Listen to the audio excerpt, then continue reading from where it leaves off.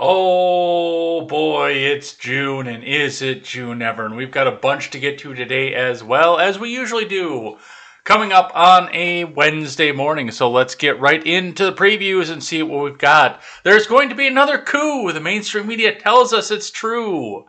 Somewhere in the middle of March, Donald Trump is going to ascend to his rightful place as the presidency, and he expects that he will be reinstated as president by August. Does it sound far-fetched to you? Because it sounds like fucking shit to me. So we'll talk a bit about what's going on there, how we got there, and what this means for the country going forward. A cyber attack hits U.S. beef plants, which means that they're moving on from gas companies. So we'll talk a bit about what's going on with that and what that means as well. Biden had a great speech talking about, well, how he's going to shore up voting to make sure that he never loses again, among other things. And Kamala Harris has a great thing to come and talk about with that. And West Virginia is giving away guns to try and get you vaccinated. Guns, trucks, and many, many other things. So, well, I guess we just have to pay attention to what's going on there and see through the bullshit as well. It's going to be all this and more. Hey, hey, hey, do you trust the plan yet? I'm Jay Edgar, and this is Contemporary.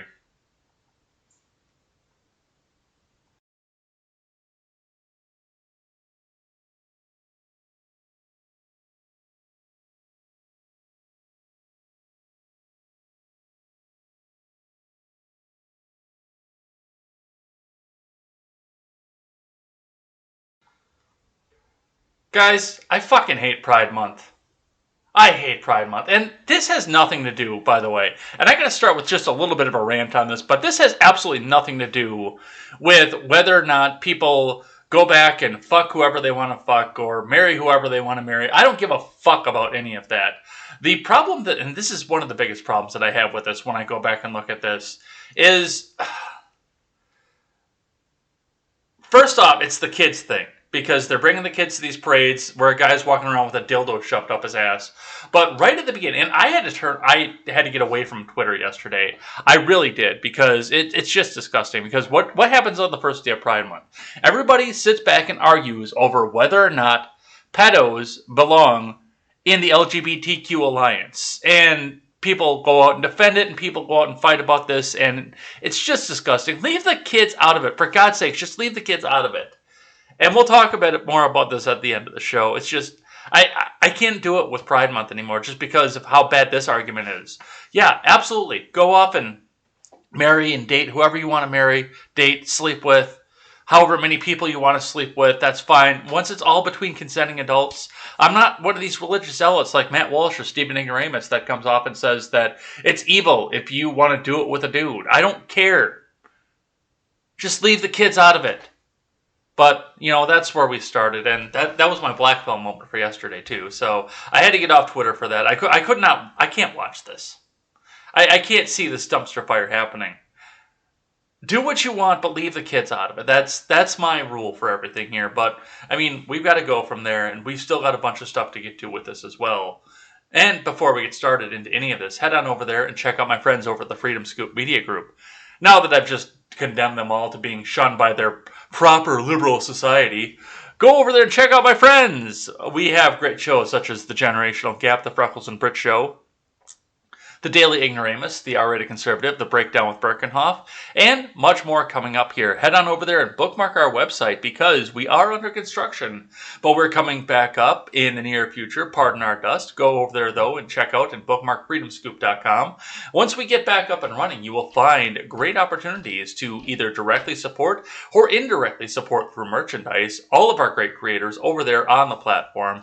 So head on over there. We will have great merch codes, so even if you indirectly support them, the money will still go over to them, and it's going to be a great time. So head on over there, bookmark the page, and help us support great creators. All right, let's look into the markets here before we get started in the news today. Looks like the Dow went up, but then it kind of sunk to a point where it was barely up. The Dow closed flat yesterday, 0.13% over, or 45.86 points up throughout the day, so there's a lot of stuff to go over with that as well. We'll talk about that when we hit to IBD. Looking in at your Bitcoin is slightly up from yesterday at 37,276.30. So looks like it's a good time to buy the stuff, and I hope you got a little bit of it while it was on sale. Note, this is not official financial advice. Always check with your financial advisor to see what the best course of progress is for you and whether or not you should be buying into the Bitcoin or not. Let's head over, see what gas is around the Madison area. Let me get the live chat up here for you guys too. From Gas Buddy, Madison, Wisconsin, looks like we see $2.65 at the Costco over in Sun Prairie. The Clark has no price. $2.65 seems to actually be the standard. It looks like it's coming down a little bit after we come off the holiday weekend. 274s, 279s. Doesn't look like we see any more 289s and 285s. 282 is the highest price. That's out in Wanakee. But other than that, it looks like we're actually seeing a little bit of a dip in the gas price. So fill up now because we don't know when this is going to turn around and go back up. Once again, not official financial advice. Let's see what IBD has to say for the morning. From Investors Business Daily, Dow Jones Futures, market rally pauses, but key sector waking up. AMC keeps soaring. Duh, people can go back to the theater, you fucking morons. Zoom Video leads key earnings from Ed Carson. Dow Jones Futures were little changed Wednesday morning, along with S&P 500 Futures and NASDAQ Futures.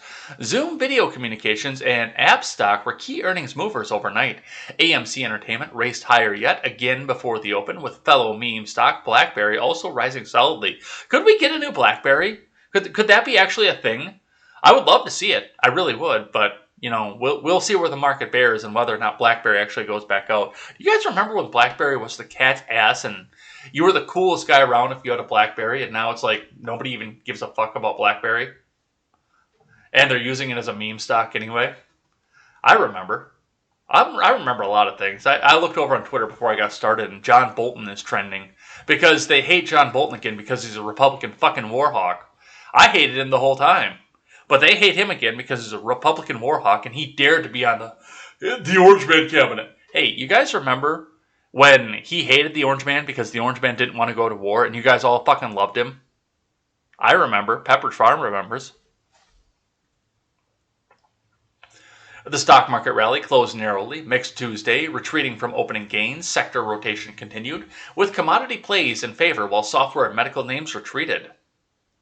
Meanwhile, China names are trying to wake up. 360 Digitech surged Tuesday while NetEase is setting up. Internet giants Pinduoduo, JD.com, and Tencent rebounded above their 50-day lines. After a long slide, NIO and XPeng are leaving their 50-day lines in the dust, while rival Tesla seems stuck. But like the web giants, the Chinese EV makers are a long way from old highs. QFIN stock is on the IBD 50.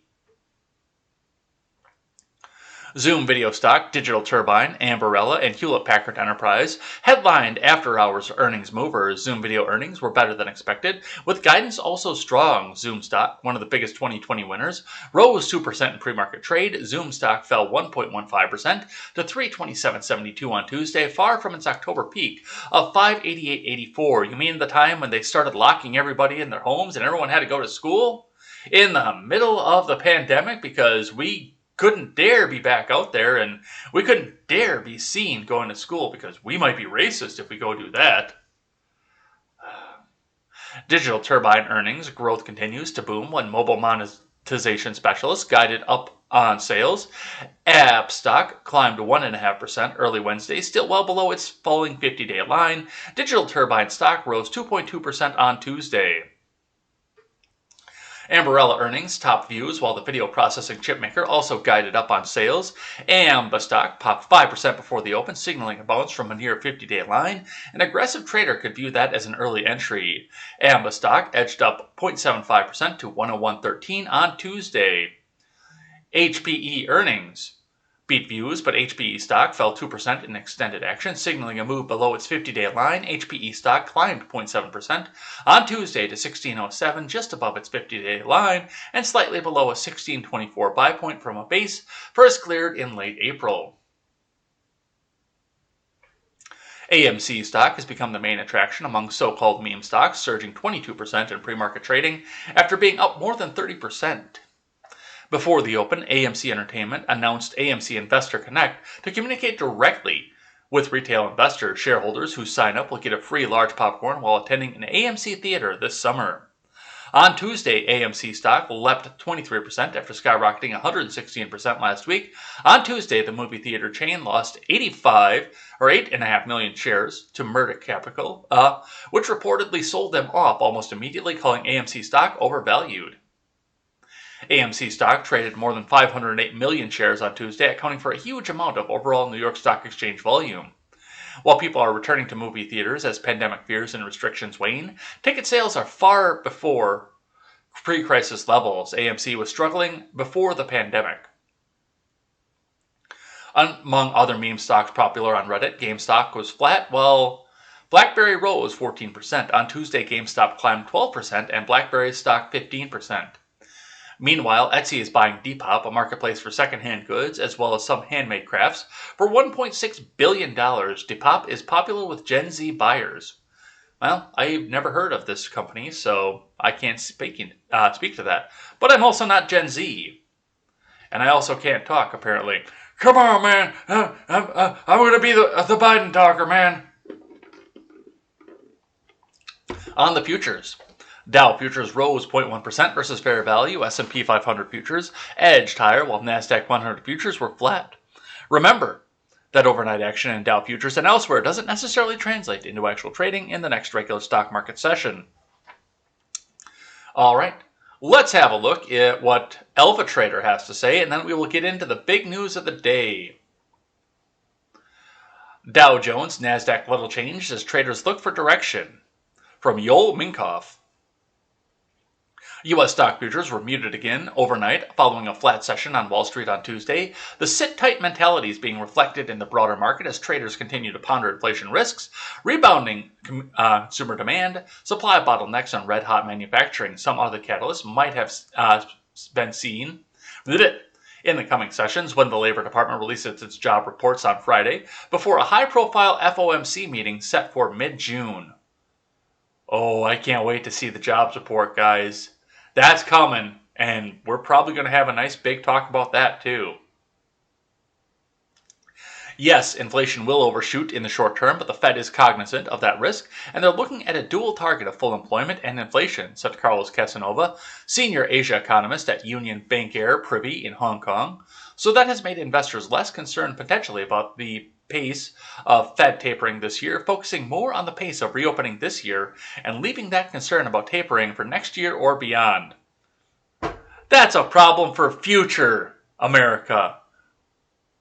Fuck those guys. Just let those guys deal with that problem. That's a problem for them. Let's not deal with this in the short term. On the economic calendar, investors will be eyeing the Fed's Beige Book this afternoon. The report offers a view on how businesses are faring and current industry conditions such as overheating economy or inflationary pressures. This book produced roughly 2 weeks before the Fed meets to set monetary policy, which is the single most influential event for the markets. So a lot of stuff to watch with this, a lot of stuff to see, and really honestly, I'm a little worried, especially given the fact that I do have some stock out there. Now, my Doge, I think, is going to do well, just based on what they're trying to do with that again. They're trying to meme that up into existence again, and you know what? I'm all for it. Absolutely. Go meme that. Go meme that to the moon, because I bought it at 0.3 cents. Meme that as hard as you can, because the higher you get it, the longer I can hold on to it without having to worry about it being worthless. So that's what we're seeing coming back out of that. As always, go check with your financial advisor for what works best for you, because I'm just a guy yelling into a microphone. Let's get into the big news of the day. All right, breaking major news from Seth Abramson, who I'm not sure who this guy is. Quote tweeting Maggie Haberman. I guess he's a New York Times bestselling nonfiction author and a journalist. And he has a Substack. He's got a blue check Substack. This guy. Maggie Haberman tweets out Trump has been telling a number of people he's in contact with that he expects he will get reinstated by August. No, that isn't how it works, but simply sharing the information.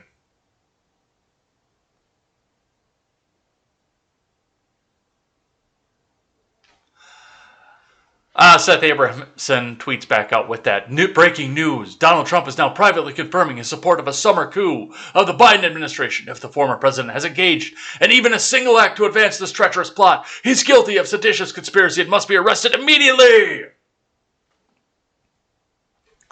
Journalists need to be very careful how they discuss this breaking news. Individuals who have provided cover for Trump repeatedly in the past, like Maggie Haberman, are reporting evidence of possible seditious conspiracy as mere loose talk from an addled man. Sorry, but no.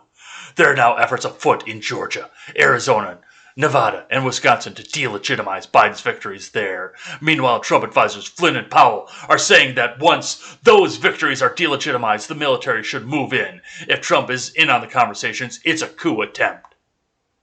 As anyone who's ever read a book, or watched a movie, or taken a history course knows, the most important element of a coup is the agreement of the individual who will be installed as the nation's new president to participate in the installation. Without that, there can be no coup. What Trump is privately doing, according to the New York Times, a former newspaper, it's the opposite of what Lyndon Johnson famously did in saying that even if nominated, he wouldn't run for president. Trump is telling the coup conspirators that he will accept a reinstallation if they can make it happen. By confirming his willingness to participate in a coup, Trump allows the coup plotters to continue their activities. But it's much more than that. If/when the plotters reach out to individuals in the military, any soldier's first question will be, is Donald Trump on board? Blah, blah, blah, fucking blah.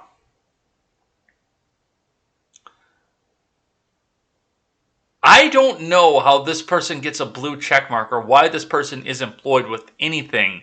Because Seth Abramson, just by this tweet thread that I just read to you guys, should be in an institution giving himself a nice big hug. He really, he needs to love himself a little bit more and give himself that nice, big, long hug that's forced to it because he's tied to a fucking straitjacket. There's not going to be a coup. There is not going to be a coup. And if there is a coup, I'm going to be one of the first people shooting back against the new dear coup leader. There's not going to be a coup.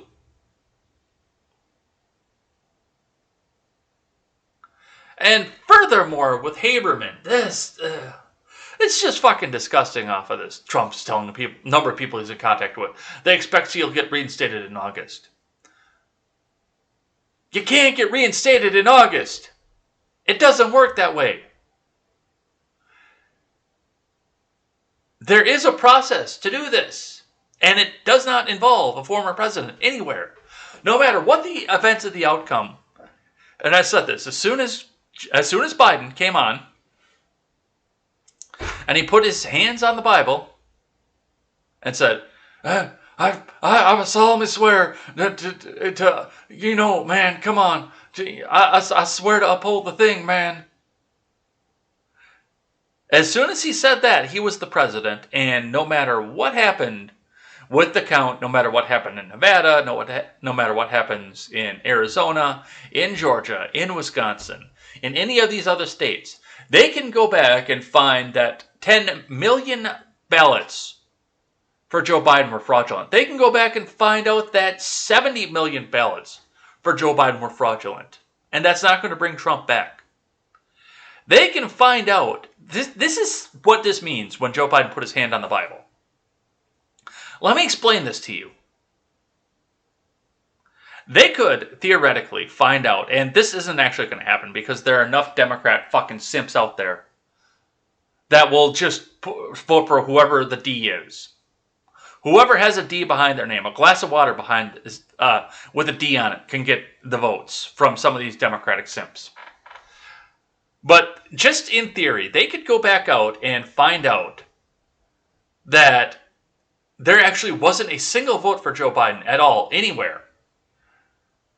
That all of the votes for Biden were manufactured, and Trump got 100% of the votes. And it still wouldn't make Donald Trump the next president of the United States, or the current president of the United States. No matter what they find out from the previous election, no matter what happens in Arizona, where they're going through Maricopa County and still trying to delegitimize it. No matter what happens in Georgia. No matter what happens now that they're opening up the ballots back in Wisconsin again. Which I haven't seen any official confirmation, but there have been murmurs around here every day for the past 2 weeks.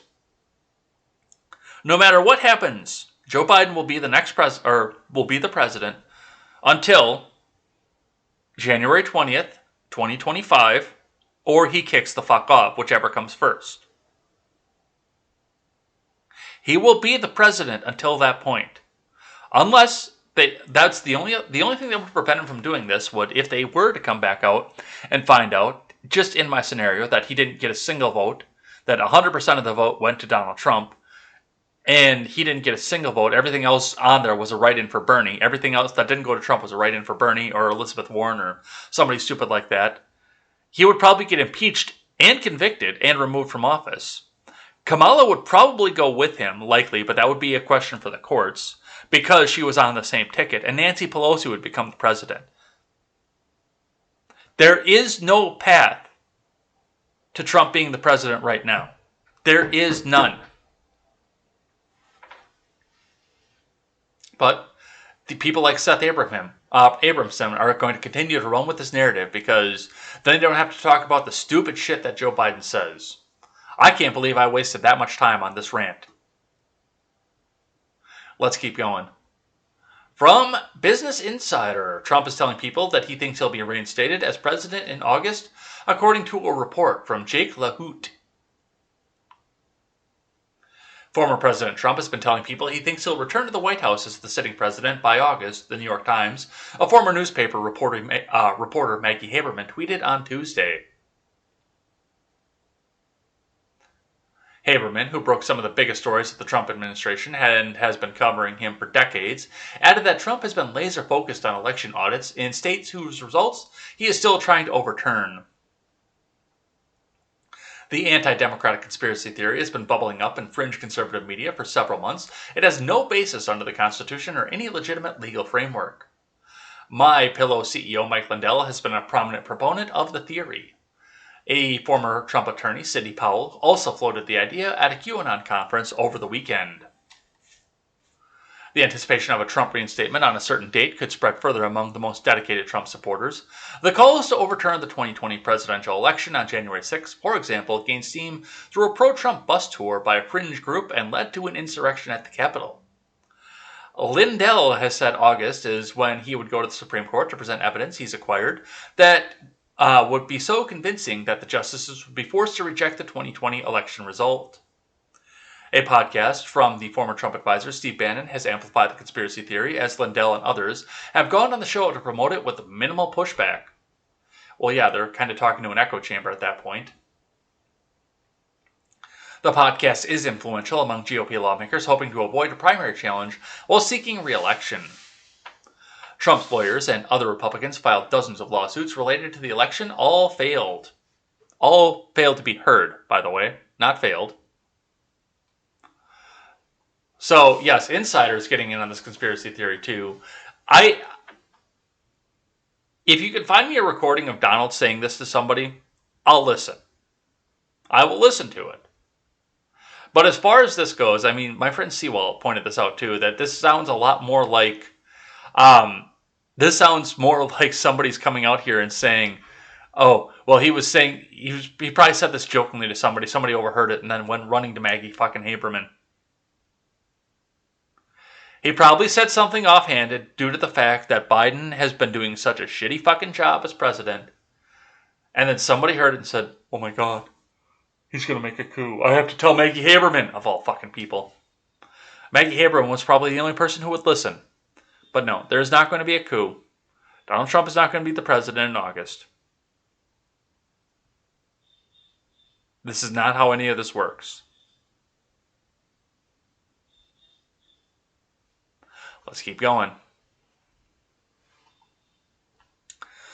I got one here from Fox Business for you guys. JBS cyber attack forces shut down all companies' U.S. beef plants. From Thomas Barabi. I hope you guys enjoy cicadas. Brazil-based JBS, the world's largest meat producer, has shuttered all of its U.S.-based beef plants as of Tuesday while responding to a cyber attack. The shutdowns impacted all 9 beef plants located in Arizona, Texas, Nebraska, Colorado, Wisconsin, Utah, Michigan, and Pennsylvania. According to officials from the United Food and Commercial Workers International Union, which represents more than 25,000 JBS employees. JBS's U.S.-based pork plants are still operational.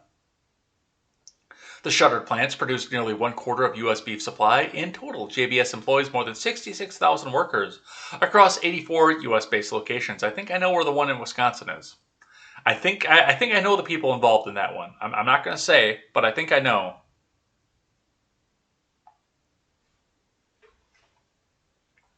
The attack raised concerns of a potential meat shortage in the U.S. and several other countries impacted by the situation. It wasn't immediately clear how the shutdown would affect meat prices. JBS did not immediately respond to a request for comment. Bloomberg was the first to report on the shutdowns. You will eat the bugs, you will live in the pod. JBS USA said it discovered on Sunday that an organized cybersecurity attack had impacted some of its computer systems in North America and Australia. The company noted it would take time to resolve the cybersecurity breach and warned that it may delay certain transactions with customers and suppliers. UFCW called on the company to pay workers impacted by the plant shutdowns. Because of course they did.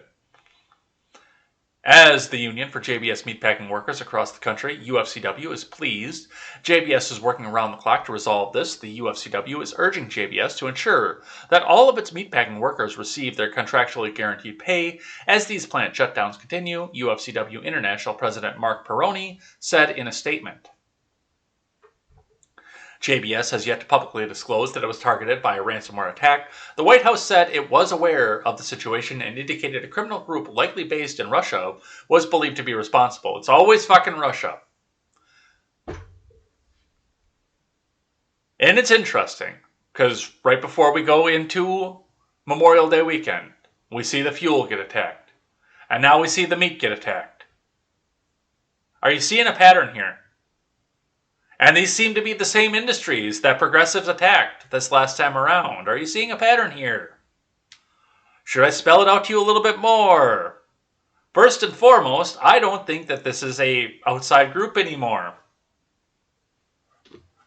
But, you know, it is what it is, and we do have to watch this, and watch this with a skeptical eye too. But yes, you have a cyber attack, so expect your beef prices to go up over the summer, over cookout season. All right, I've got one here from CNN Business for you guys. What the JBS cyber attack means for your meat supply. From Danielle Wiener-Bronner, CNN Business. I wonder if she's going to advocate for you to eat the pork and the hot dogs. Oops, maybe I shouldn't have said that. Don't care.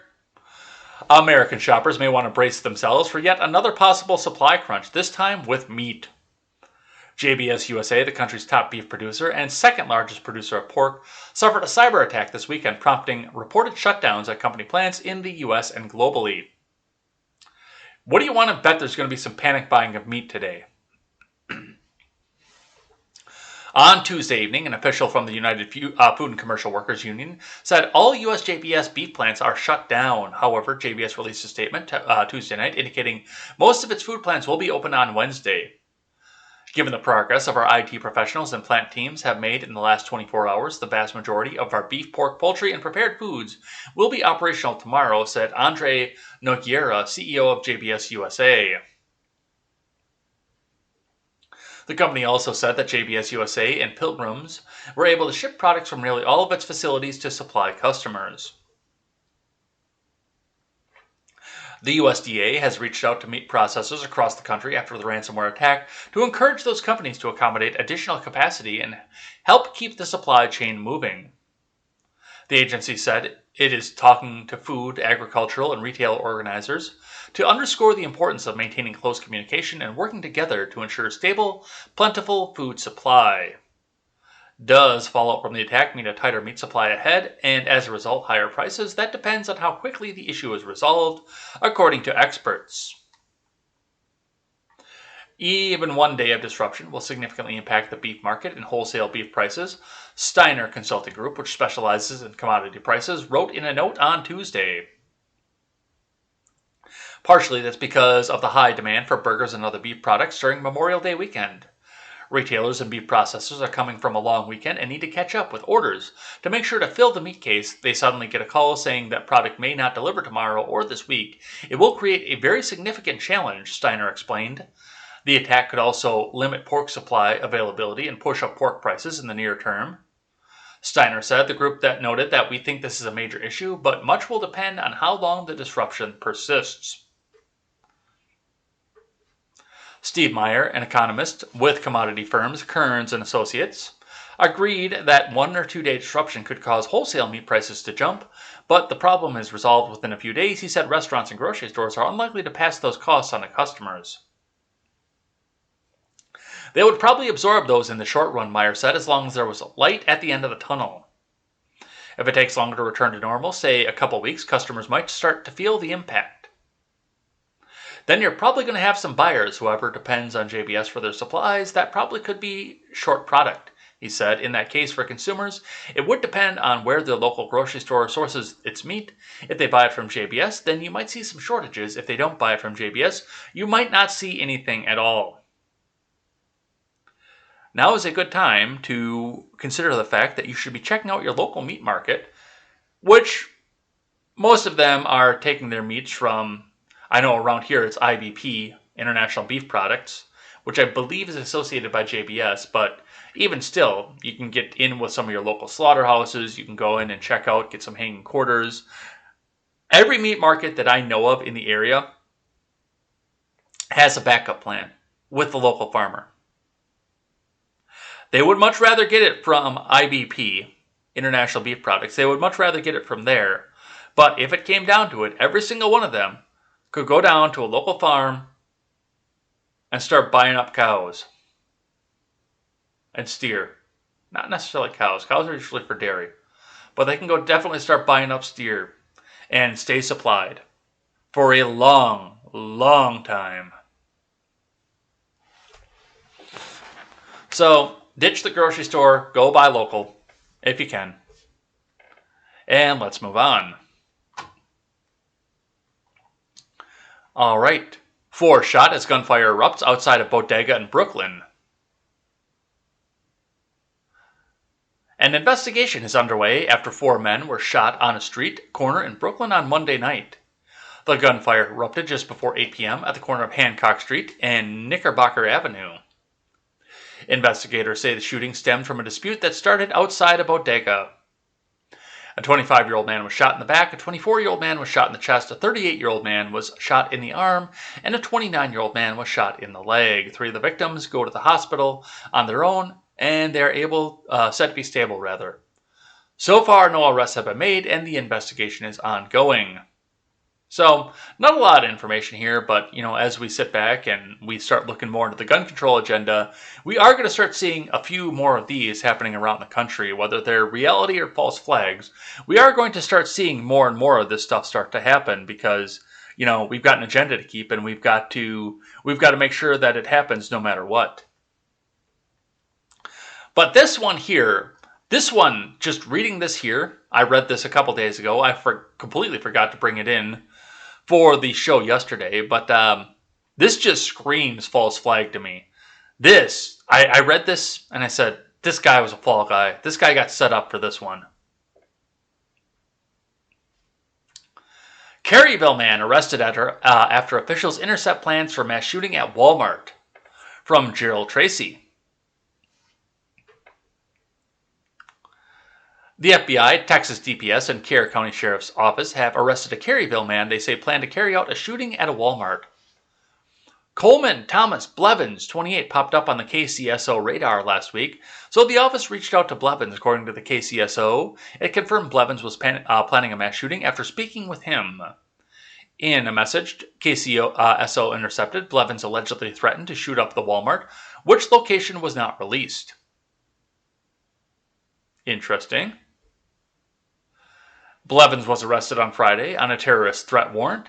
Then officials got to work on a search warrant at his home. There, deputies said they found firearms, ammo, electronic evidence, concentrated THC, and radical ideology paraphernalia, which they said included books, flags, and handwritten documents. We are told Blevins is on active felony probation, which means he is prohibited from having guns. He remains in jail.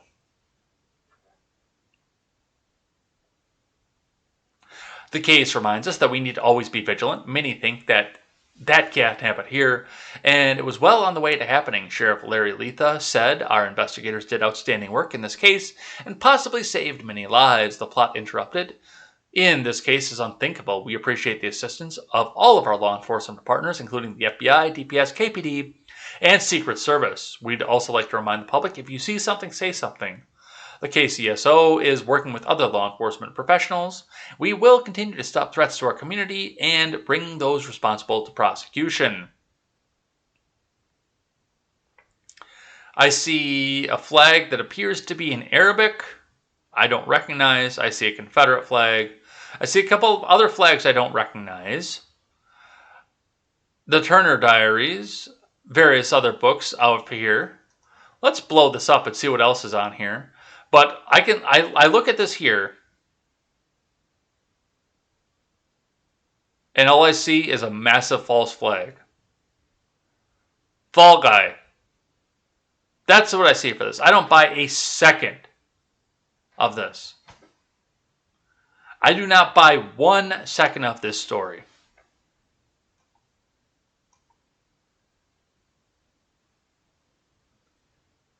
Like, pick a team, dude. Seriously, pick a team.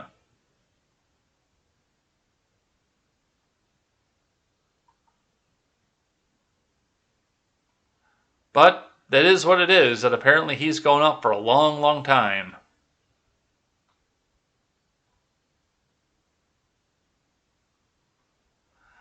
All right, but that's what I see. And I mean, do you think it's a false flag?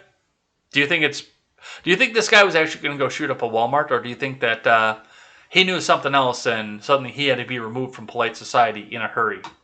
Because I think it's going to be the latter, not the former. But it is what it is, and we will see what happens with that. All right, let's grab one from the Daily Wire for you guys. Let's talk about the Biden speech, shall we?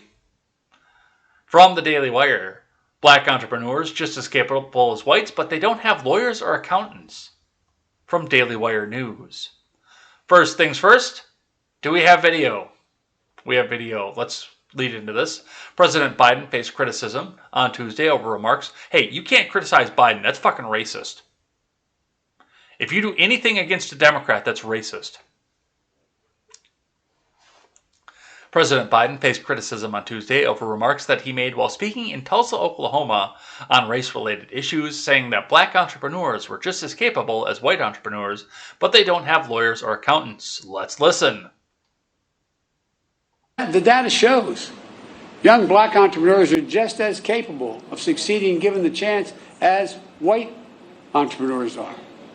But they don't have lawyers, they don't have accountants. But they have great ideas. Does anyone doubt this whole nation would be better off from the investments those people make? And I promise you, that's why I set up this National Small Business Administration that's much broader. His medicine's wearing off. Do you hear it? Let's back that up a little bit and listen to this again.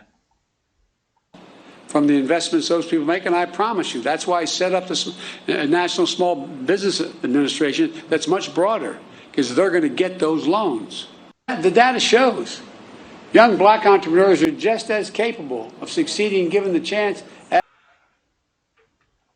I got to ask, is this the same thing as poor kids are just as smart as white kids? Is this the same thing?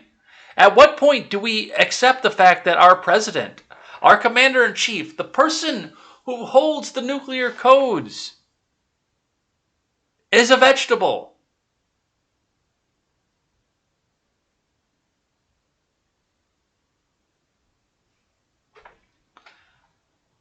Biden faced widespread criticism over his remarks, including from Jeffrey A. Dove Jr. Why is it that every time he speaks about black community, he makes us seem incapable of the simplest tasks, whether it's getting an ID card, using the internet to make an appointment, or now this? John Gabriel tweets, this just in, young black entrepreneurs have lawyers and accountants. Britt Hume, how is this not a racist comment? Well, because it came from a Democrat. I can answer that question. Because a Democrat said it. It can't be racist. Only Republicans can be racist. Steve Cortez, can someone at the White House tell Pop Pop that it's 2021, not 1921? And the majority of this kind of stuff here. So, yeah, it's a lot of the same stuff. But, I mean,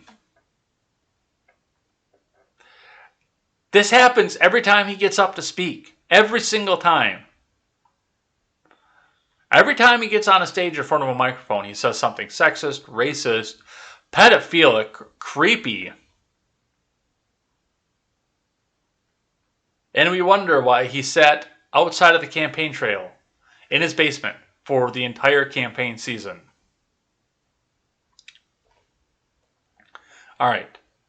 On the same speech, Biden, terrorism from white supremacy is the most lethal threat to the homeland today. Let's listen. The joint session of Congress, according to the intelligence community, terrorism from white supremacy is the most lethal threat to the homeland today.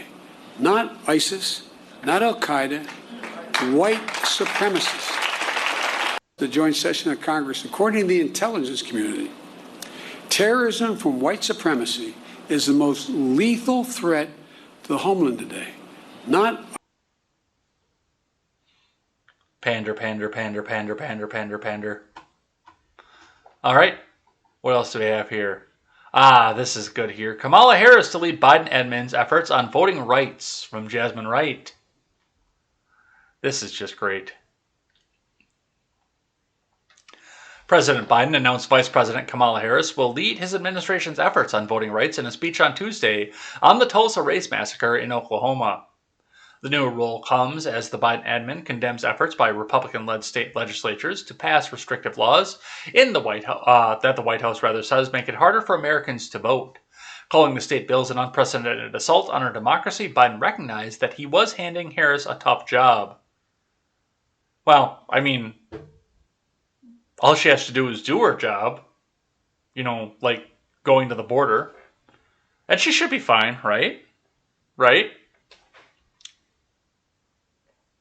I'm asking the Vice President Harris to stop these efforts, to lead them among many other responsibilities. With our leadership and your support, we're going to overcome again. I promise you, it's going to take a hell of a lot of work, Biden said. In a statement of her own released first to CNN. Interesting. Harris said she will take her case to the American people to press the issue. In the days and weeks ahead, I will engage the American people, and I will work with voting rights organizations, community organizations, and the private sector to help strengthen and uplift efforts to voting rights nationwide, Harris said in the statement. And we will also work with members of Congress to help advance these bills.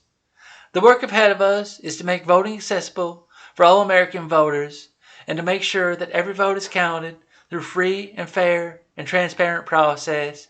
This is the work of democracy, Harris said.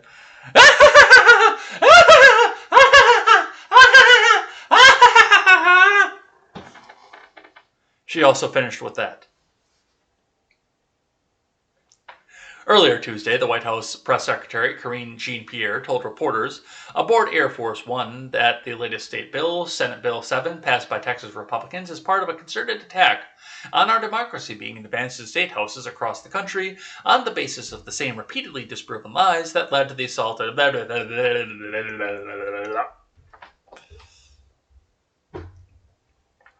Texas Democrats derailed that restrictive voting bill, but are warning of the continued threat to legislation that the Texas Governor Greg Abbott, a Republican, has promised to bring back during a planned special session.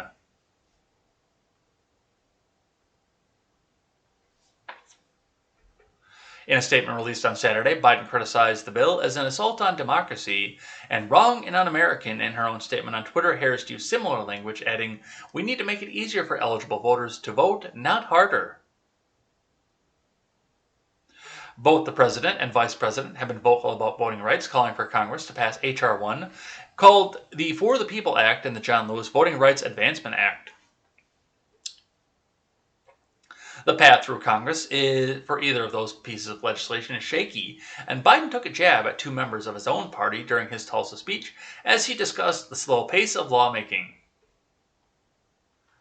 So, lots of stuff going on with that there, but yeah, they're going to try to do this and federalize this, because if they've got one federally controlled election, then that's a lot harder, or I'm sorry, a lot easier for them to take control of and make sure they get the outcome they want. It's going to be a big thing coming up over the next 4 years, because they got the power again and they want to keep the power.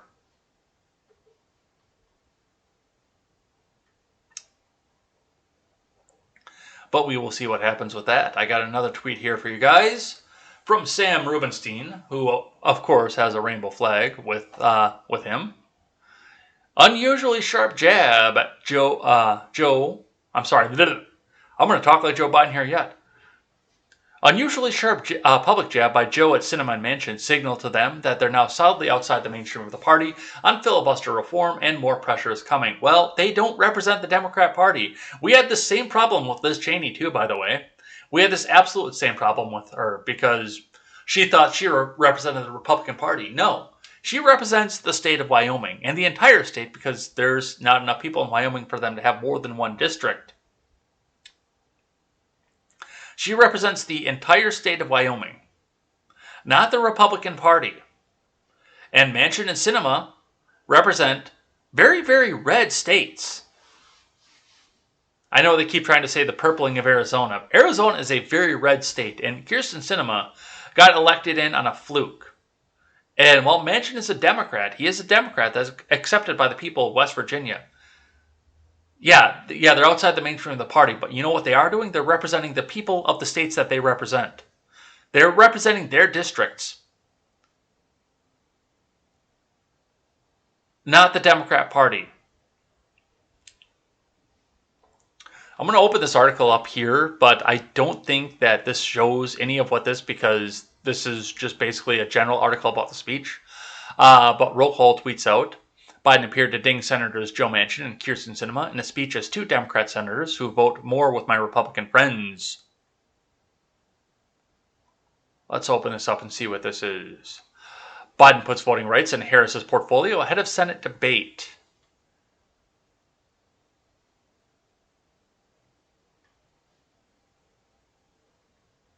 Yeah, there we go, right here. This is what they were talking about.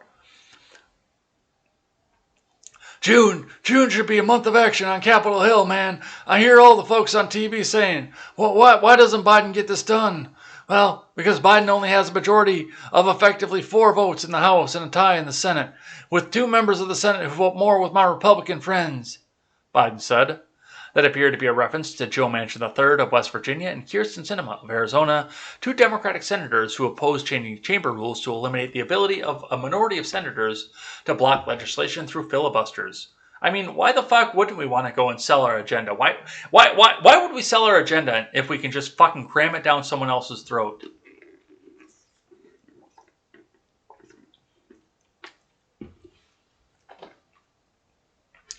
We're not giving up, man.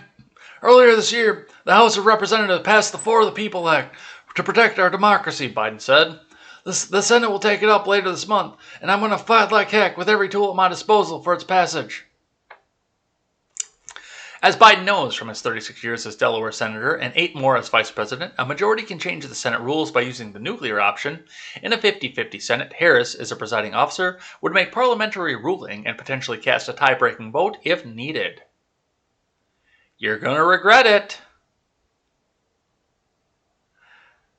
See, they've used this before, the nuclear option, and they regret it. And they required Joe Manchin's vote to do it too, by the way, and Kyrsten Sinema's.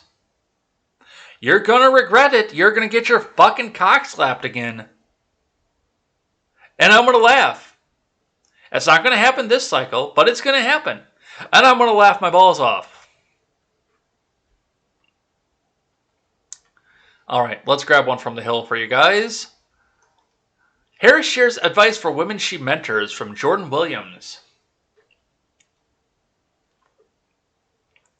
Sign up for the Hill's 12:30 report. Fuck off. Vice President Harris shared advice for women as she mentors during a new interview, advising them not to be held back by other people's expectations.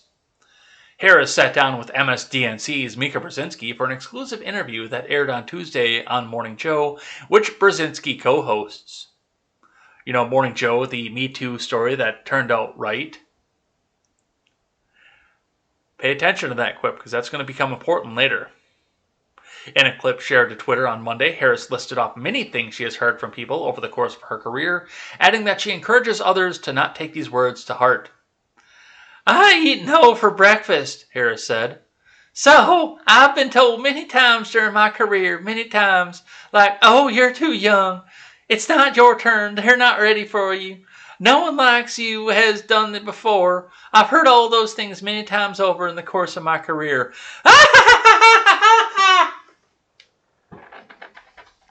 Now, see,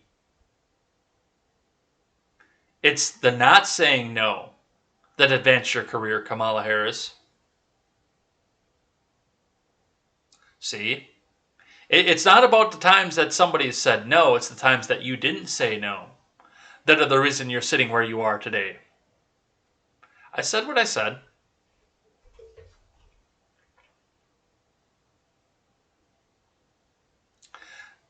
But I don't listen, and I would encourage anyone who's been told that, whatever their gender, to not listen because, again, don't be encumbered by the inability of others to see the potential of who you are.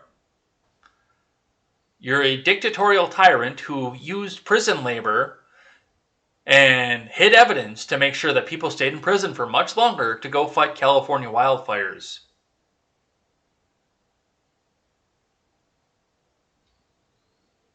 I know who you are. I see who you are. There's a reason you dropped out of the primaries before any vote came out, because you were polling at 0%.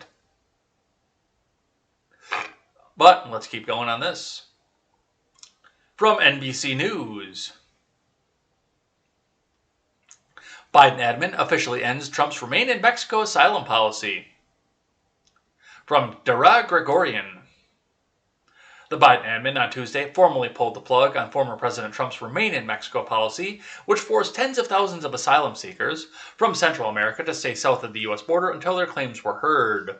Homeland Security Secretary Alejandro Mayorkas said that he was ending the policy formerly known as the Migration Protection Protocols in a memo to the agency he heads after a months-long review by his office.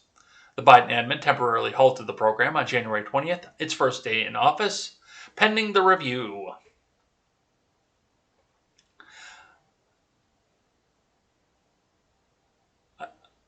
I have determined that MPP does not adequately or sustainably enhance border management in such a way to justify the program's extensive operational burdens or other shortfalls. Over the course of the program, border encounters increased during certain periods and decreased during others, the memo said. Mayorkas said the policy, which Trump has hailed as an effective tool in securing the southern border, and international organizations have criticized as inhumane and produced mixed results.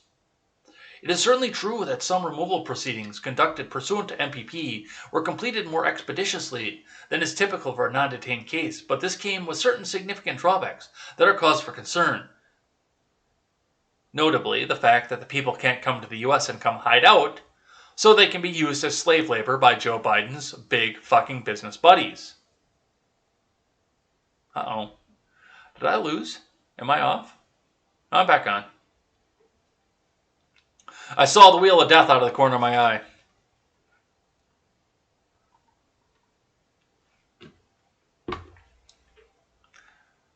The focus on speed was not always matched with sufficient efforts to ensure that conditions in Mexico enable migrants to attend their immigration proceedings, he added, noting that a high number of cases were heard in absentia. Basically, we've come back out, and now we're going to have people coming into the U.S., totally going to show up for their court dates and not disappear into the U.S. is what we're seeing coming back up out of that. So that's over. Look forward to that if you're on a border state. Let's keep going from the Blaze. Democratic lawmaker calls for gender equality in crash test dummies. from Phil Shiver. Democratic Rep. Eleanor Holmes Norton introduced legislation Tuesday that requires automobile companies to test car safety using crash test dummies modeled on both male and female bodies. Let me read that again.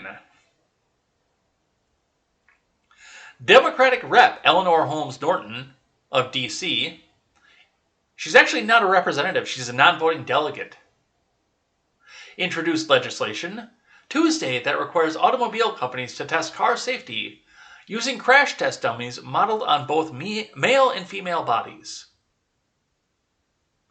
In addition to enhancing the safety of female drivers, the non-voting delegate representing the nation's capital argued the move was necessary to advance gender equality. In a statement regarding the bill, Norton, who chairs the subcommittee on highways and transit, argued, "Women have achieved equality on the road when it comes to driving, but when it comes to safety testing to keep them safe on the road, they are nowhere near achieving equality. Crash test standards are incredibly antiquated, and we must update these standards now, especially as more people return to their daily commute in the next few months," she added. In a news release, Norton's office lamented the fact that the federal government not only uses male crash test dummies and that private car companies are often not required by law to test safety using female models. In addition to height and weight differences, the news release noted that there are other biological differences in anatomy, such as average neck strength and posture, that affect how female and male bodies react in a crash. Okay. There is a little bit of merit to what she's saying. I'm actually a little bit surprised that they haven't already gone to both models at this point. This got dressed up in nice language, though, basically to come out and say that we're actually doing something scientific. Because, I mean, there is something here, typically, on women that there aren't on men, which means that airbags, safety belts, and a slew of other safety features in automobiles are going to affect differently between men and women.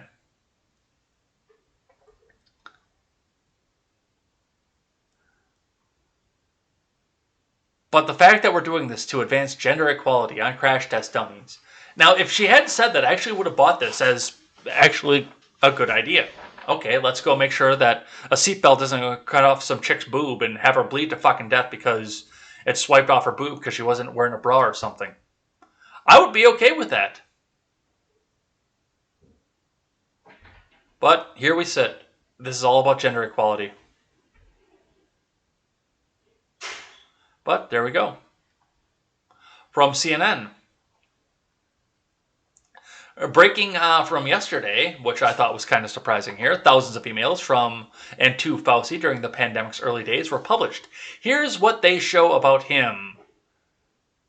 All right, everybody take a second and stretch because we're about to see some major mental gymnastics. Are you ready? Let's have a look. From Christina Maxoras and Paul LeBlanc. Dr. Anthony Fauci was a regular on American televisions as the pandemic unfolded across the country and millions looked to the leading expert for insight and guidance on how to defeat the virus. He was fielding dozens of questions every day off-screen too, answering emails from team members, former colleagues, old friends, reporters, producers, celebrities, anybody who thought they could make a buck off of him, and sometimes strangers desperate for advice or looking to leave a note of thanks. BuzzFeed News published more than 3,200 pages of emails from Fauci's inbox after obtaining correspondence spanning from January to June of 2020, and The Washington Post, where democracy goes to die in darkness, published excerpts from more than 860 pages of emails during March and April of 2020. CNN also obtained a number of emails from February, but many were heavily redacted, mostly by CNN. While many federal government staffers prefer the phone to email, this correspondence offers a rare glimpse into Fauci's frantic schedule and polite, to-the-point demeanor during the time which he emerged as a rare source of frank honesty within the Trump administration's commie-fucking-coof task force. But they also reveal the weight that came with the role. Yes, CNN is going to fucking saint this guy over these emails. But I've got one of the more ridiculous examples coming up in the next article. The White House is in full overdrive and I'm in the middle of it, Fauci wrote in a February 2nd email published by BuzzFeed. reminiscent of the post-anthrax days. 2 days later, responding to journalists, he writes, "I'm really tired and not much sleep these days." The director of the National Institute of Allergy and Infectious Diseases and a doctor for the National Institutes of Health for more than 50 years, Fauci has worked under 6 U.S. presidents, including then-President Trump, before he became the public face of the federal response to the commie fucking coup. It didn't take long for questions to come streaming into his inbox, often from news stations across the globe and radio shows asking for several minutes of his time for an interview. Howard Bachner, editor-in-chief of JAMA, emailed Fauci on February 5th with a note at the bottom, "You surviving? Worried a bit about your workload?" "I'm hanging in there," Fauci replied, according to the emails obtained by BuzzFeed. "Feels like my internship and first-year residency when I was on every other night and every other weekend, but actually never left the hospital because the patients were so sick." Several weeks later, the National Institutes of Health director, Dr. Francis Collins, Fauci's boss, attached a short reminder to the end of his email to Fauci, "Get some sleep." In an interview with CNN's Wolf Blitzer in June, Fauci called the work exhausting. "I'm chronically fatigued, and I don't get a lot of sleep," he said. "I'm constantly briefing, talking, doing things, hopefully getting the right cause out." And if the exhaustion ever turned to frustration, Fauci never let it show. His exchanges, however short, always seemed pleasant. Let us discuss," he'd signal to his team when a new request came in. "Thank you for your note." It was often his response, with the scores of thankful notes streaming in. And, like I said, CNN is going to saint this guy. Nothing he does is going to be wrong, because he's Anthony fucking Fauci. But expect in the next couple days, once the Blaze gets a hold of this, once the Daily Wire gets a hold of this, even if Fox gets a hold of this here, we're going to start to see some interesting correspondence to what Fauci had to say in his emails, including this one here coming to us from Insider. A health official suggested to Fauci that frontline workers could use doggy cones instead of PPE. Email show. From Bill Bostock. The longest game of Fauci says ever. That's what we're seeing here. A U.S. health official suggested to Dr. Fauci early in the pandemic that medical workers could use doggy cones instead of the PPE, according to emails obtained by the Washington Post, where democracy goes to die in darkness. On Tuesday, the Post published 860 pages of emails sent and received by Fauci, the director of the U.S. National Institute of Allergy and Infectious Diseases, spanning March and April of 2020. BuzzFeed also published 3,200 pages of Fauci's emails from January 20th to June 20th. Both outlets say they obtained the emails through the Freedom of Information Act requests. In response to the suggestion from the Department of Health and Human Services, official that dog cones used to stop dogs from scratching dressings or wounds could be used as PPE, Fauci replied with a polite thank you, the Post said. Insider has contacted the Department of Health and Human Services for comment. At the time of the emails, the U.S. was struggling to provide doctors, nurses, and other frontline workers with enough PPE. In April, members of the National Nurses United, the largest nurses union in the U.S., protested outside the White House and called for President Trump to take action. Even 1 year into the commie fucking coup, supplies of PPE still appear to be inconsistent. And they're going to go out. Like I said, nobody's really going to talk about the content of this. There are 3,600 pages, and most people haven't had the chance to read back through this. But now we're going to go back on a history lesson as to what was happening during the middle of the commie coup. So that's what we're seeing coming back out of that. And I am interested to see what's in these emails. So I might have to sit down and do some long reading coming up here. All right, let's read from the Associated Press. The same thing we read from the Daily Wire yesterday, but let's see if they've got any new information off this. China reports first case of H10N3 bird flu. A possible first. A man in eastern China has contracted what he might be the world's first human case of the H10N3 strain of bird flu, but the risk of large-scale spread is low, the government said on Tuesday. The 41-year-old man in Jiangsu province, southwest of Shanghai, was hospitalized in April on 28th and is in stable condition, the National Health Commission said on its website. No human case of H10N3 has been reported elsewhere, the commission said. This infection is an accidental cross-species transmission, the statement said. The risk of large-scale transmission is low.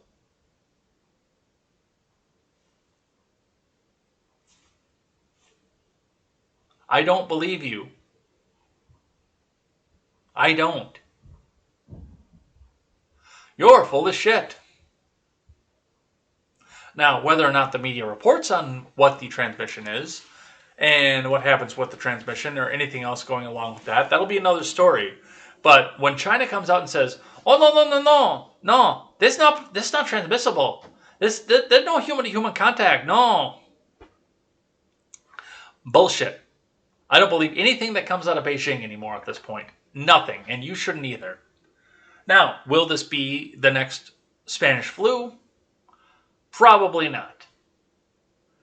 Should you get some extra cans of beans and some more beef in your freezer? Probably. You probably should. Because the state governments got a taste of power, and they're not going to let it go. The federal government got a taste of fucking power, and they're not going to let it go. And we might see the same thing that we saw last year all over again, except now it'll come down from the top because we have a massive dictator sitting in that office.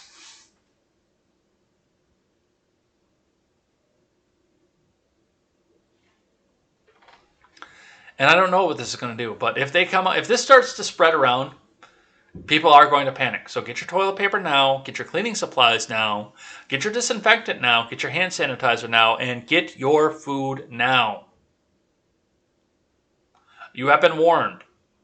And if nothing happens out of this, because the media doesn't dare to report on something bad that our Saint Biden did, if nothing happens, you've got some extra food and you can, like Tim Pool said, you can have taco night.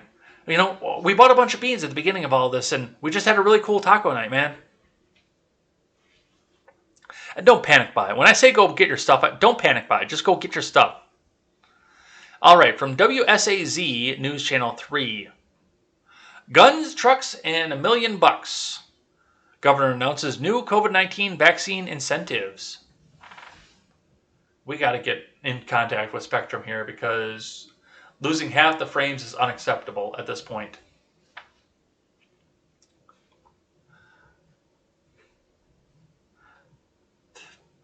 Excuse me. This is from WSAZ News Staff. West Virginia Governor Jim Justice has announced new incentives for getting the COVID-19 vaccine.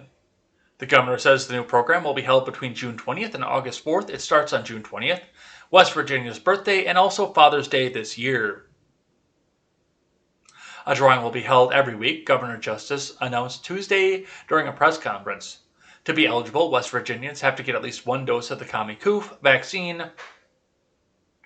Officials are working on creating a website for registration. Governor Justice says West Virginians must register in order to be eligible to win. On June 20th, they'll be giving away 2 full 4-year scholarships to any institution in West Virginia to kids that are ages 12 to 25. They will also be giving away 2 brand new custom outfitted Rocky Ridge F-150 trucks. That's a bunch of money too, by the way. That's pushing $100,000 each. 25 weekend getaways to state parks and 5 lifetime hunting and fishing licenses. 5 custom hunting rifles and 5 custom hunting shotguns will also be given away. Governor Justice also announced a major cash prize of $1 million every week until the incentive program ends. The governor says these prizes will be purchased outright. 2 grand prizes will be given away on August 4th. One person will win $1,588,000 and the runner-up will receive $588,000. Those prizes will come from his initiative, Beat 588 Bad. Previously, Governor Justice announced the goal of giving 75% of those who are 50 years and older vaccinated against the Coup by June 20th. As of June 1st, the goal has been exceeded, Governor Justice says. Governor Justice's goal of vaccinating 85% of West Virginia's 65 and older is now sitting at 84%. As of Tuesday, Just as says the number of active cases of the commie coup in the state is 4,550, the lowest it's been since October 27th of 2020. They saw through it. They found the way, you guys. They found the way to go out and incentivize us to go out and get that jab. Are you guys going to get the jab now? Because you might win $1 million, or a new Rocky Ridge F-150, or a weekend getaway to a state park, or a lifetime hunting and fishing license. Don't you want to go and get the vaccine at this point?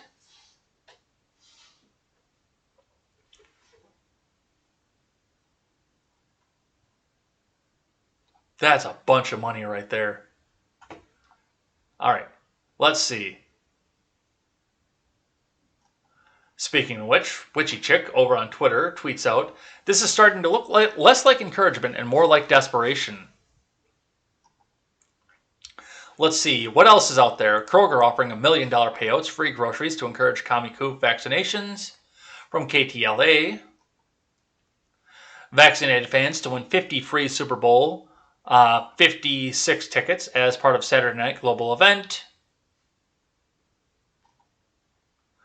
Vax for the win, California's vaccine incentive program. Get vaccinated, get rewarded. Are you already vaccinated or about to be? Great, you'll have a chance at winning $50,000 or a grand prize of $1.5 million.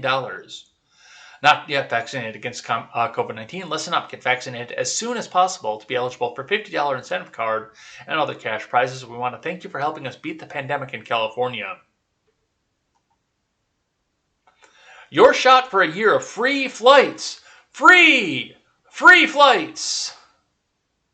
With more dream destinations reopening for travel, Xiao your COVID-19 vaccine, is your ticket to the world. Mileage Plus members who uploaded their vaccination card to their account by June 22nd will automatically be entered for a chance to win either a round-trip flight for 2 or free flights for a year to any of our destinations worldwide.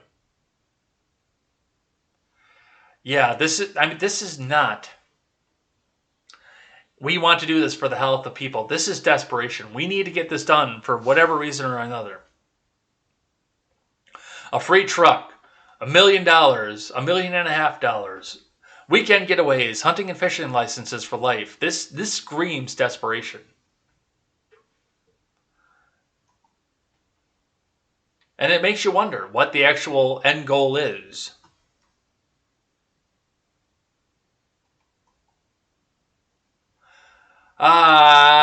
This has nothing to do with the news story. There was no green check verified news story that went with this. I just thought this was entertaining. Judy Hall tweets out this picture taken with a cell phone camera from Zero America News. New York Times, a former newspaper, blames GOP for decline of BLM support. Judy Hall tweets out with the picture, "I'm sure that's it. It couldn't possibly be the violence." No news, just thought it was funny.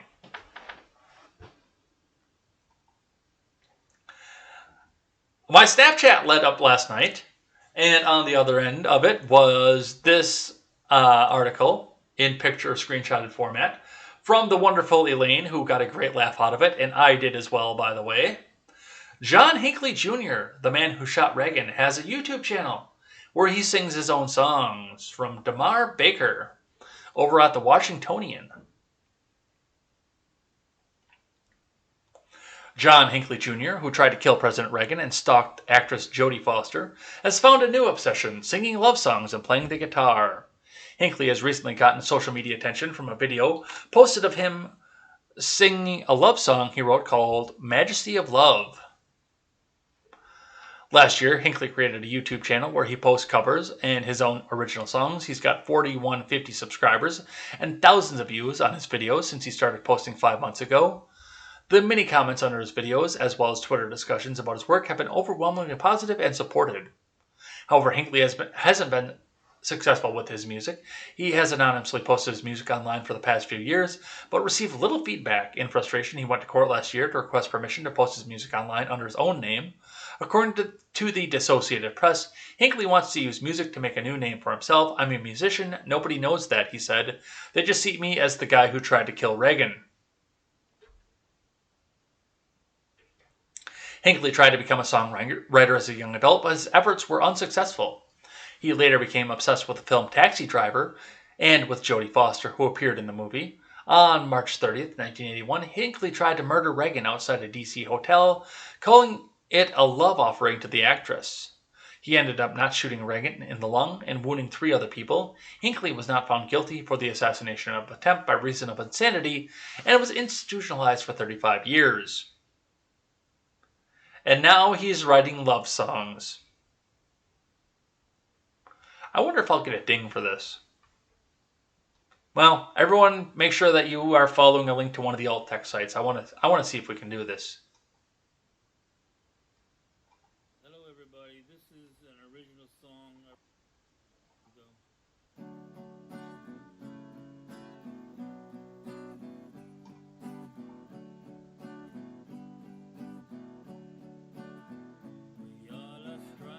I can't turn it up. It won't give me the option. It just gives me this little quiet thing.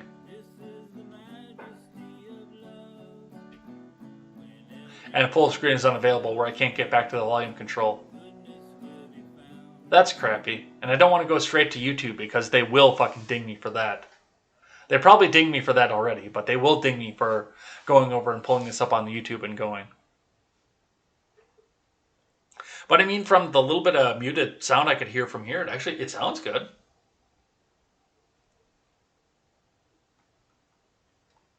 All right. Let's grab a couple more here, and then we will talk a bit about something I'm thankful for and head out of here for the day. From KTLA5, concerns grow that historic Queen Mary ship could fall into critical disrepair and be in danger of sinking.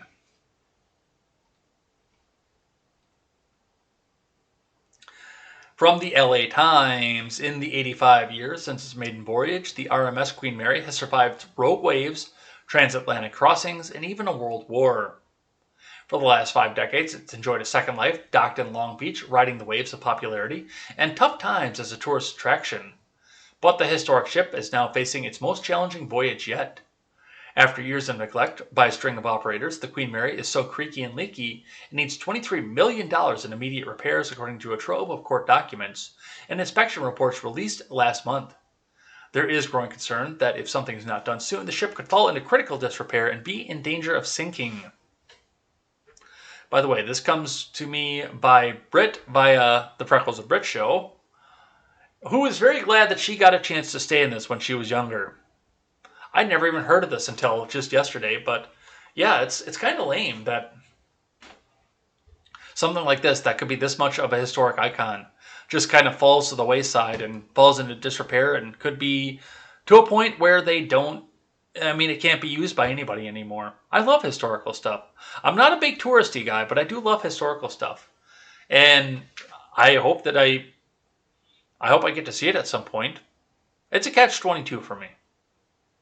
Because I don't like to do the touristy kind of things, but I still like to see the history behind shit. So we'll see what happens with that, and hopefully somebody will come back and start to get the repairs done to it. But for $23 million and operators who have been neglecting it, I'm not sure that money's going to happen, which would be lame. All right, last one. Then we'll talk a little bit about Pride Month and what I'm thankful for, and we'll call it a day. Actually, this goes right on to Pride Month here because this happens on the first day of Pride Month. DeSantis signs bill banning transgender females from competing in girls' sports. Now, I didn't say a word about this when Noam did this or anybody else did this because, really, honestly, I don't care what they do in their individual states. And this should even be a more local thing. But DeSantis did this and people were outraged because it happened on the first day of Pride Month. No author given. Governor Ron DeSantis signed a bill that bans transgender girls and women from playing in public school teams intended for student athletes born as girls. The bill was signed at Trinity Christian Academy in Jacksonville on Tuesday. Florida sports provide our young girls with opportunities that last a lifetime, DeSantis said. We believe the integrity of those competitions are preserved, that these opportunities are protected. Under the proposal sent to the governor, a transgender student athlete would have to affirm her biological sex by supplying proof such as a birth certificate. Girls are going to play sports. Girls are going to play girls sports rather. Boys are going to play boys sports. DeSantis said. DeSantis said that students who feel they've been deprived of an athletic opportunity as a result of a violation against the law will have a right to civil remedies. Representative Anna Escamis responded, Governor Ron DeSantis has signed into law the state's very first anti-LGBTQ bill in 23 years. This bigoted, transphobic piece of legislation targets one of the most vulnerable groups of people in our state, transgender youth. It excludes transgender people from public life, including a participation in sports. It's shameful that a governor and Florida's Republican Party would attack a group of people who already experience constant discrimination, bullying, and high rates of suicide. There's so much psychological stuff I could get into for this, but really, honestly, it does come down to the difference. And first and foremost, you'd always notice that this only goes in one direction. It always goes male to female. It never goes in the other direction. For a reason. Because the girl who thinks she's a boy can go up and get on the baseball team, and she's still not going to crank him out to the fences the same way the boys will. There is an athletic difference between the two, which is the reason there is a difference between the two sports. And you are depriving scholarships and scholarship opportunities to girls who have worked their asses off to get here. And I don't understand how this is excluding them from life in any other situation, other than the fact that they can't, like these boys, can't go use their superior muscle mass to stomp every competition out there. But other than this, I mean, I really don't care. I know that the rest of you guys do, but I don't. I understand the precepts behind it. DeSantis is going to do what DeSantis is going to do. People are going to bitch about it. And we're all going to go back up and eat a fucking Hot Pocket. That's the end of it. All right. And that's going to be it for the news for the day. And we're going to end out with something I'm thankful for. But we're going to have a little bit of a lead-in for that as well. So, as you guys all know, this is Pride Month. June is Pride Month. In fact, I rescued Stephen Ignoramus last year for a week because we went down to Florida during Pride Month in D.C., which he didn't really want to be involved in with Pride Month in D.C., especially in the midst of the St. George riots, which had just started a few weeks before when we went down there. But, I mean, I said at the top of the show, but not everybody was here at the time. We only had 5 viewers at the time. Looks like we were at 12 live viewers at this point. But I said at the top of the show, I fucking hate Pride Month. Especially at the beginning, because what's the first argument that you have on social media on Twitter? In today's fucked up world, what's the first argument that you have? Are MAPs allowed to be in the Pride movement? Are we in the LGBT community, man? Love is love, man, and love knows no number. It's just a number, man. I fucking hate Twitter at this point. And that goes along with this tweet here, Bob Armstrong. Now, I'm actually going to go into the original tweet, just so you can see where this fucked up dude is coming from here, before we go back into my take on this here. My daughter is 9 in 1 week, and it hit me that she's already halfway to being a legal adult, and I had a mini heart attack. Bob Armstrong, Bulldog 850. Don't go and comment on Bulldog 850's profile, please. Don't do that. 9 years to legal adult and only 4 years to physical adult. AK Sparky says, the heck are you talking about? I mean, this guy got massively fucking ratioed off this too, which is good. But then he doubled down on this. In biology, an organism is adult as opposed to immature when it's capable of reproduction. The human body, male or female, is capable of reproduction at age 13 to 14. This dude, I couldn't think of anything else to say of this other than wood chipper noises intensify. Because that's just fucked. And yeah, we're going to sit around and see a bunch of shit around here for the next, well, probably the next 2 weeks. They'll back off it after 2 weeks. But for the next couple weeks, we're going to hear nothing about, are minor attracted people, are they part of the LGBTIAMPPRGHWG? T. Did I do T already? Are they a part of this community here? And no, they are not. Children cannot consent They cannot give permission legally or half the time emotionally. Even having a difference of 3 years when you're around that 18 age, like a 21-year-old going out with an 18-year-old, is still quite a stretch because of the two differences in life and life experiences off of that. Now take that and pass this along to somebody who is under the age of 16, who has never had an opportunity to live outside of their parents' house on top of that. You don't have the mental capacity to make the consent. And there are anomalies, there are one-offs out there. But as the rule, you cannot give you can't consent to that kind of relationship. As much as these people try to come out and say that you can consent. And there was another one off of here too. Siraj Hashmi tweets out 4 pictures. A picture and 4 stories, if you will. Shaniqua screenshot it as hashtag Happy Pride Month has begun. I would like to share my thread as to why MAPs, minor attracted persons, are valid and part of the LGBTQAM+ community.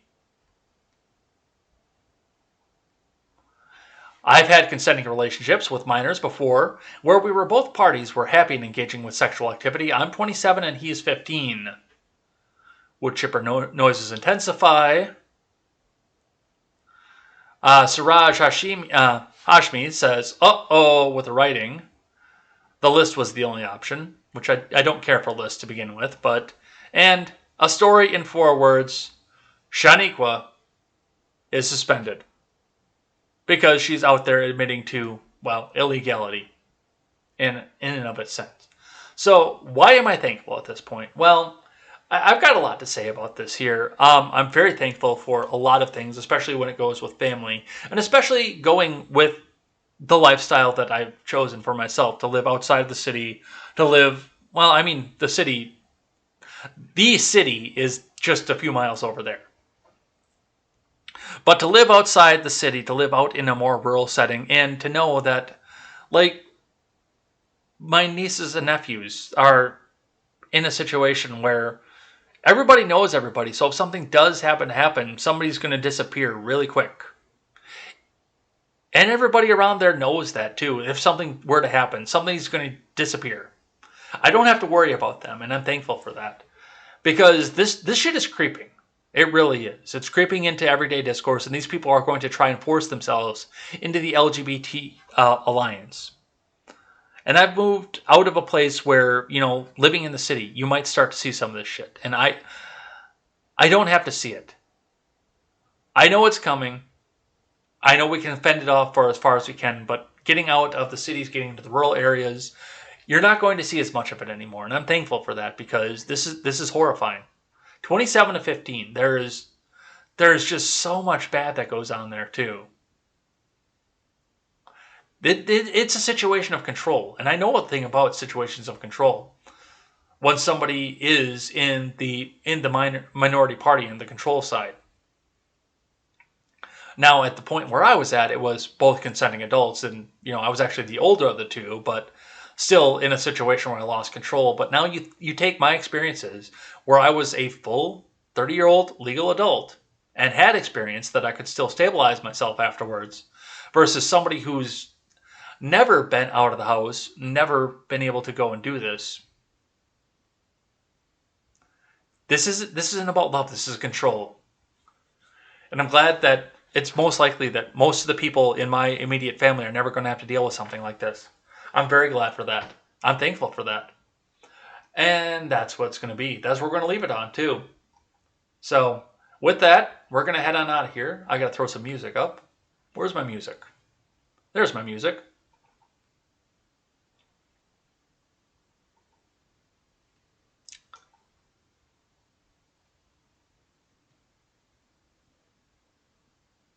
Why won't you open, music? Oh, because I don't have the file on there, that's why. I picked up the music player, not the file. That was dumb. Technical issues, my bad. Let's try this instead. Alright, now the tech issues are over, let's head on out of here. So, thanks everybody who came by and hung out with us for the remainder of the show. Even through my technical issues, my rants, and everything else that went along with this here. We will be back here tomorrow with more contemporary, so come back and hang out with us. And it's going to be it'll be a lot of fun. It'll be a good time. Hopefully we'll get some better news coming out of this, but I have no faith in the government to do that. So, well, we'll shake the dice and we'll see what happens.